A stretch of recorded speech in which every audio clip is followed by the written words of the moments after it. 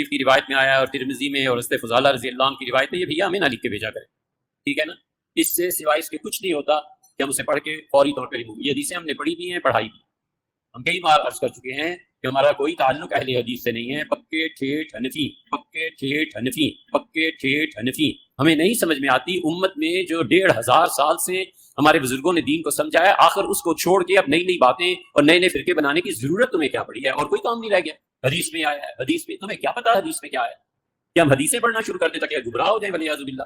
حدیث میں آیا ہے، حدیث میں تمہیں کیا پتا حدیث میں کیا ہے؟ کہ ہم حدیثیں پڑھنا شروع کر دیں تاکہ گمراہ ہو جائیں ولیعاذ باللہ. حدیث میں آیا ہے، حدیث میں تمہیں کیا پتا حدیث میں کیا ہے؟ کہ ہم حدیثیں پڑھنا شروع کر دیں تاکہ گمراہ ہو جائیں ولیعاذ باللہ. ہم صاف لفظوں میں کہتے ہیں جو آدمی بغیر اساتذہ کے حدیث پڑھتا ہے وہ گمراہ ہو ہی جاتا ہے، اسی کو سے پتہ نہیں ہے کہ حدیث. ریفرنس نمبر 4، یہ سورۃ الحجرات سورت نمبر 49 کی ابتدائی آیات ہیں. یا ایھا الذین آمنوا، اے ایمان والو، لا تقدموا بین یدی اللہ ورسولہ، مت آگے بڑھو اللہ اور اس کے رسول سے. بس جتنا تعلیم کیا ہے نا اس میں خود صفرے لگا کے ایڈ نہ کرو. جو تعلیمات ہیں، جہاں پر فرمایا کہ یہاں پہ رک جاؤ وہاں پہ رک جانا ہے، جہاں پہ فرمایا کہ یہ حلال ہے اسی کو حلال سمجھنا ہے، جس کو حرام کیا اسی کو حرام سمجھنا ہے. خود سے دین میں کوئی بدعتیں داخل نہیں کرنی. واتقوا اللہ، اور اللہ کا تقوی اختیار کرو. ان اللہ سمیع علیم، بے شک اللہ تعالی سننے والا علم والا ہے. یا ایھا الذین آمنوا، اے ایمان والو، لا ترفعوا اصواتکم فوق صوت النبی، اپنی آواز کو بھی کبھی نبی صلی اللہ علیہ وآلہ وسلم کی آواز سے بلند نہ کرنا. ولا تجہروا لہ بالقول کجہر بعضکم لبعض، ان کے حضور اس طریقے سے بلند آواز میں گفتگو نہ کرنا جس طرح آپس میں ایک دوسرے کے ساتھ کرتے ہو. ان تحبط اعمالکم وانتم لا تشعرون، ایسا نہ ہو کہ تمہارے اعمال برباد کر دیے جائیں اور تمہیں شعور بھی نہ ہو، توبہ کی توفیق بھی نہ ملے. اور یہ حیران کن بات ہے کہ یہ آیت کسی عام انسان کے بارے میں نازل نہیں ہوئی، بلکہ صحیح بخاری کے اندر شان نزول موجود ہے. عبداللہ ابن ابی ملیکہ تابعی کہتے ہیں قریب ہے کہ اس مخلوق کے 2 بہترین لوگ یعنی ابو بکر اور عمر برباد ہو جاتے جب انہوں نے انجانے میں رسول اللہ کے حضور اپنی آوازوں کو بلند کر دیا.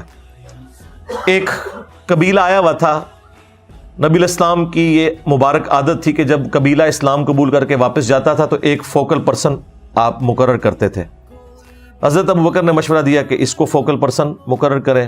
حضرت عمر نے کہا نہیں یا رسول اللہ اس کو کریں.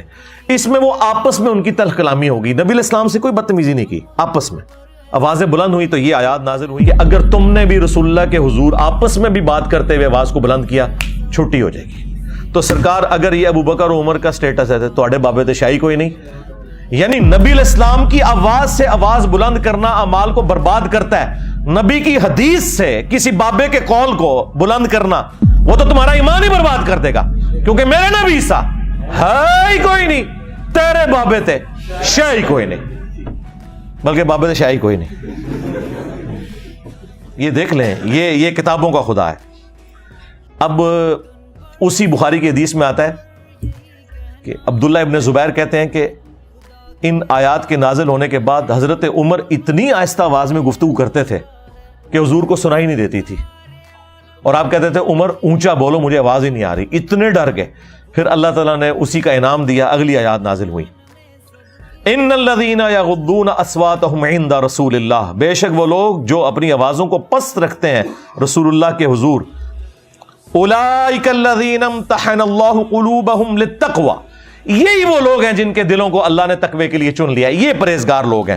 لہم مغفرۃ واجر عظیم، ان کے لیے مغفرت اور اجر عظیم ہے. اور مزے کی بات ہے ان آیات کو اللہ تعالیٰ نے وہ مقبولیت دی کہ روزہ شریف پہ کئی 100 سال سے یہی آیات ہیں. ایگزیکٹلی روزہ شریف کی جو جالی ہے، جو سینٹرل جالی ہے، 3 پورشن میں بنی ہوئی ہے. سینٹرل جو جالی ہے جس میں وہ دائرے کے نشان ہے، ایک بڑے دائرے کا نشان ہے، اس کے پیچھے نبی الاسلام کی قبر مبارک، آپ کا چہرہ مبارک ہے پیچھے کر کے، اس کے بعد سیدنا ابو بکر سیدنا عمر. اس جالی کے اوپر یہی لکھا ہوا ہے یا ایھا الذین آمنوا لا ترفعوا اصواتکم فوق صوت النبی. اور جو اس طرف جالی ہے باب السلام کی طرف سے جب آپ انٹر ہوتے ہیں، وہ بھی گولڈن جالی ہیں، ان کے اوپر یہ آیت لکھی ہوئی ہے ان الذین یغضون اصواتهم عند رسول اللہ. اور جو باب جبریل کی طرف تیسری جالیاں آتی ہیں، جب آپ سلام عرض کر کے آگے چلتے ہیں تو ان کے اوپر پھر وہ آیت لکھی ہے، ما کان محمد ابا احد من رجالکم ولکن رسول اللہ وخاتم النبیین۔ تو میرے بھائی یہ بڑا سینسٹیو ایشو ہے۔ یہاں تو لوگ کہتے ہیں جی خیر ہے حدیث، بلکہ وہ تو ایک مفتی کہتا ہے جی یہ ہمیں بار بار نہ بتایا کرو حدیث میں آیا ہے، حدیث میں کی روایت میں آیا اور ترمذی میں اور حضرت فضالہ رضی اللہ عنہ کی روایت ہے، یہ بھی ہمیں نہ لکھ کے بھیجا گیا، ٹھیک ہے نا۔ اس سے سوائے اس کے کچھ نہیں ہوتا کہ ہم اسے پڑھ کے فوری طور پہ یہ حدیثیں ہم نے پڑھی بھی ہیں، پڑھائی۔ ہم کئی بار عرض کر چکے ہیں کہ ہمارا کوئی تعلق اہل حدیث سے نہیں ہے، پکے ٹھیٹ حنفی، پکے ٹھیٹ حنفی، پکے ٹھیٹ حنفی۔ ہمیں نہیں سمجھ میں آتی امت میں جو 1500 سال سے ہمارے بزرگوں نے دین کو سمجھایا، آخر اس کو چھوڑ کے اب نئی نئی باتیں اور نئے نئے فرقے بنانے کی ضرورت تمہیں کیا پڑی ہے؟ اور کوئی کام نہیں رہ گیا۔ حدیث میں آیا ہے، حدیث میں تمہیں کیا پتا حدیث میں کیا ہے؟ کہ ہم حدیثیں پڑھنا شروع کر دیں تاکہ گمراہ ہو جائیں ولیعاذ باللہ۔ حدیث میں آیا ہے، حدیث میں تمہیں کیا پتا حدیث میں کیا ہے؟ کہ ہم حدیثیں پڑھنا شروع کر دیں تاکہ گمراہ ہو جائیں ولیعاذ باللہ۔ حدیث میں آیا ہے، حدیث میں تمہیں کیا پتا حدیث میں کیا ہے؟ کہ ہم حدیثیں پڑھنا شروع کر دیں تاکہ گمراہ ہو جائیں ولیعاذ باللہ۔ ہم صاف لفظوں میں کہتے ہیں جو آدمی بغیر اساتذہ کے حدیث پڑھتا ہے وہ گمراہ ہو ہی جاتا ہے، اسی کو پتہ نہیں ہے۔ دسیے تنو فتاوی عالمگیری چاہیا ہے، قدوری شریف ہی چاہیا ہے کہ کتے نال منہ کالا کر لو تے کھوتے نال منہ کالا کر لو تے اے ہوندا ہے؟ اے دسیے تنو، ہمیں نہ حدیثیں سنایا کرو۔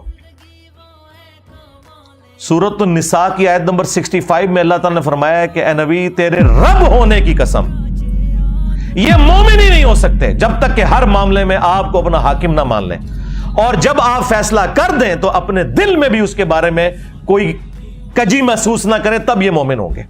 اب ان کو نہیں ہضم ہوتا، یعنی نبی علیہ السلام کی ہم حدیث بتاتے ہیں، ان کو فوراً خیال آتا ہے کہ اچھا یہ اگر حدیث میں لکھا ہوا ہے تو بابا جی انہوں نے سی پتا، وہ پھر ہے کیوں کر کے گئے، وہ تو بابے تھے کلمے پڑھا کے گئے جی اپنے نامہ دے۔ چشتی رسول اللہ پارٹی، اشرف تھانوی رسول اللہ پارٹی، جن کو کلمے سمجھ نہیں آئے ہیں ان کو اگر قرآن و حدیث سمجھ نہیں آئے تو وہ چھوٹی بات ہے، اتنی کافی ہے۔